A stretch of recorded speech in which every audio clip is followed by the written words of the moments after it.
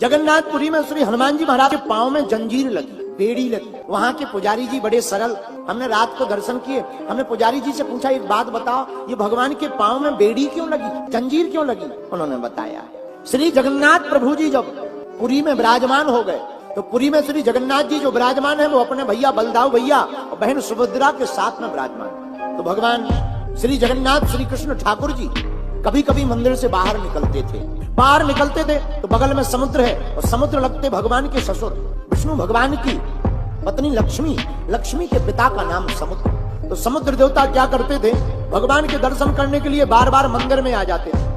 पहले जगन्नाथपुरी के मंदिर में जब समुद्र देवता आवे तो मंदिर टूट जा। 2-3 बार हो गया तो भगवान ने हनुमान जी को पहरे पर लगा दिया। एक काम करो, तुम पहरा दो, हम बोल नहीं सकते ये हमारे ससुर जी हैं, तो मैंने ठिकाने लगाए रहा। हनुमान जी मुगदर लेकर खड़े हो गए।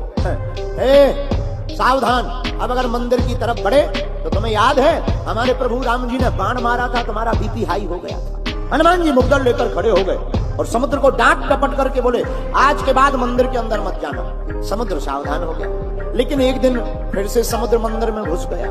मंदिर में घुस गया, तबाही मच गई। तो भगवान ने कहा कि हनुमान जी कहाँ हैं? पता लगा हनुमान जी तो अयोध्या में हैं। आप अयोध्या क्यों गए? हनुमान जी बोले प्रभु बुरा ना माने तो एक बात बताएं। बोले हाँ।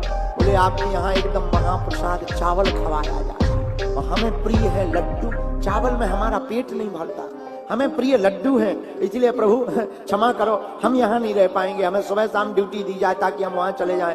भगवान ठाकुर जी श्री जगन्नाथ जी बोले नहीं, ऐसा नहीं होगा, आप अयोध्या नहीं जाएंगे। आप अयोध्या जाते हैं यहाँ मंदिर में समुद्र आ जाता है, आप यहीं पर खड़े रहो, हम तुम्हें एक लड्डू का थाल देते हैं, ये लड्डू कभी खत्म नहीं होंगे, जब मन हुआ करे तब पा लिया करो।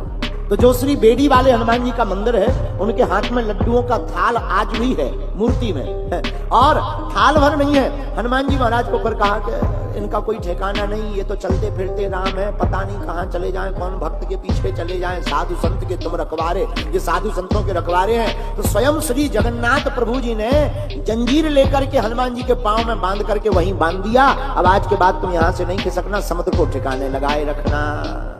आज भी हनुमान जी वहां बैठे, श्री बेड़ी वाले हनुमान जी। और हनुमान जी महाराज संकट से छुड़ाने वाले। एक कथा, सत्य घटना, आज हम सुबह हनुमान अंक में पढ़ रहे थे। श्री हनुमान जी का एक चरित्र छपा हनुमान अंक की पुस्तक में। एक महात्मा हुए स्वामी श्री राम अवधदास जी महात्मा। स्वामी श्री राम अवधदास जी उत्तर प्रदेश के जौनपुर के रहने वाले। बचपन में ही ये राम जी के लगन में बड़े मस्त थे। अपने माँ बाप के एक लौते बेटा थे।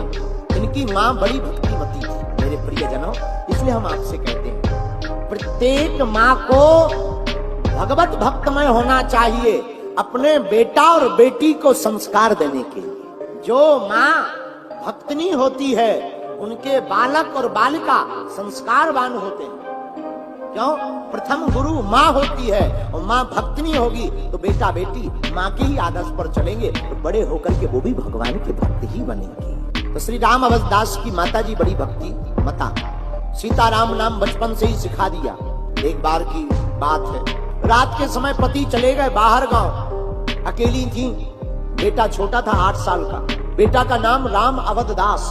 दोनों पलंग पर लेटे, गर्मियों का समय, जून की गर्मी में भयंकर ताप, तो घर के आंगन में पलंग बिछा करके लेट गए, दरवाजा खुला छोड़ दिए ताकि हवा आती रहे। और माँ अपने बालक को रात के समय पड़े पड़े हनुमान जी का चरित्र सुना रही थी। मेरे प्रिय जनों, गर्मी का महीना, खुले किवाड़, 10-15 डकैत, पुराने जमाने में डाकू बहुत होते, सत्य घटना बता रहे आपको। 10-15 डकैत डाकू हाथ में लाठी लेकर घुस गए। जहां घुस गए ये कथा सुना रही थी कि हनुमान जी ने लंका में आग लगाई। बिल्कुल सत्य बात बता रहे हैं। कथा कहती है जैसे ही डकैत चोर अंदर आए तो माता जी देख करके डर गई, कांपने लगी। तो बेटा बोला माँ क्या बात है, तुम चुप क्यों हो गई? अब बतावांगे हनुमान जी ने लंका कैसे जलाई। माँ बोली बेटा सामने देखो। तो सामने देखा 10-15 लोग डकैत चोर हाथ में लाठी लेकर के खड़े हुए हैं, मारने के लिए आतुर।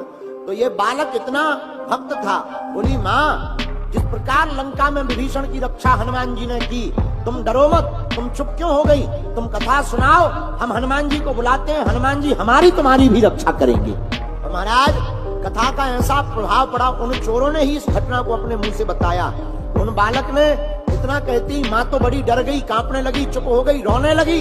लेकिन बालक पड़ा पड़ा खाट पर उठ करके बैठ गया और श्री राम अवधदास जी 8 वर्ष के बालक ने दोनों हाथ उठाकर कहा, ओ हनुमान जी, ए हनुमान जी, जल्दी आओ, लंका बाद में जला लेना, ये चोर हमारे घर चोरी करने आ गए हैं। इतना पुकारते ही विशाल काय बंदर वहां पर प्रकट हो गया और चोरों को चांटा मार करके भगा डाला। और जहां चोरों को भगा डाला, सोई माता भबक भबक कर रोती हुई आंखों से झरझर आंसू भर गए कि धन्य है वीर बजरंग बली, धन्य है हनुमान जी महाराज, धन्य है उनकी कथा। आज भी कलयुग में श्री हनुमान जी महाराज साक्षात प्रकट हो जाते हैं। जो भगवान की कथा को दिल से कहता है, परमात्मा प्रकट हो जाते हैं।